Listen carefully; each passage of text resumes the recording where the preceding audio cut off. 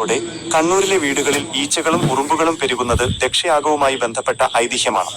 ഐതിഹ്യം: ദക്ഷൻ നടത്തിയ യാഗത്തിൽ പങ്കെടുക്കാൻ പ്രപഞ്ചത്തിലെ സർവ്വചരാചരങ്ങളും ദേവന്മാരും മനുഷ്യരും മൃഗങ്ങളും പ്രാണികളും അടക്കം കൊട്ടിയൂരിലേക്ക് പോയെന്നാണ് വിശ്വാസം. യാഗം മുടങ്ങിയതോടെ അവിടെയുണ്ടായിരുന്ന കോടിക്കണക്കിന് ജീവജാലങ്ങൾ പ്രാണഭയത്തോടെ നാലുപാടും ചിതറിയോടി വീടുകളിൽ അഭയം പ്രാപിച്ചതിന്റെ പ്രതീകമായാണ് ഈ ഈച്ചയും ഉറുമ്പും വരുന്നത്. മറ്റൊരു വശം, ഇടവപ്പാതി മൺസൂൺ ആരംഭിക്കുന്ന സമയമായതിനാൽ പ്രകൃതിയിലുണ്ടാകുന്ന പെട്ടെന്നുള്ള കാലാവസ്ഥാ വ്യതിയാനം ഈ പ്രാണികൾ കൂട്ടത്തോടെ പുറത്തുവരാൻ കാരണമാകുന്നുണ്ട്. ഒരു ചെറിയ കുറിപ്പ്: വിശ്വാസവും ശാസ്ത്രവും വളരെ മനോഹരമായി കോർത്തിണക്കിയ ഒരു വിവരണമാണിത്.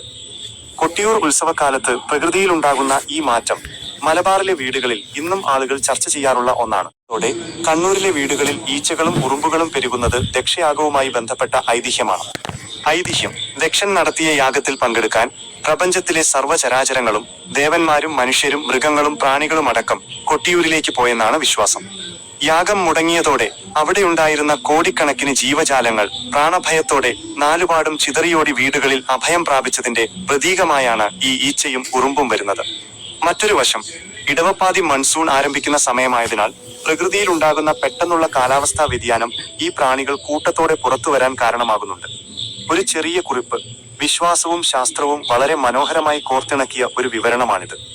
കൊട്ടിയൂർ ഉത്സവകാലത്ത് പ്രകൃതിയിലുണ്ടാകുന്ന ഈ മാറ്റം മലബാറിലെ വീടുകളിൽ ഇന്നും ആളുകൾ ചർച്ച ചെയ്യാറുള്ള ഒന്നാണ്. അതോടെ കണ്ണൂരിലെ വീടുകളിൽ ഈച്ചകളും ഉറുമ്പുകളും പെരുകുന്നത് ദക്ഷയാഗവുമായി ബന്ധപ്പെട്ട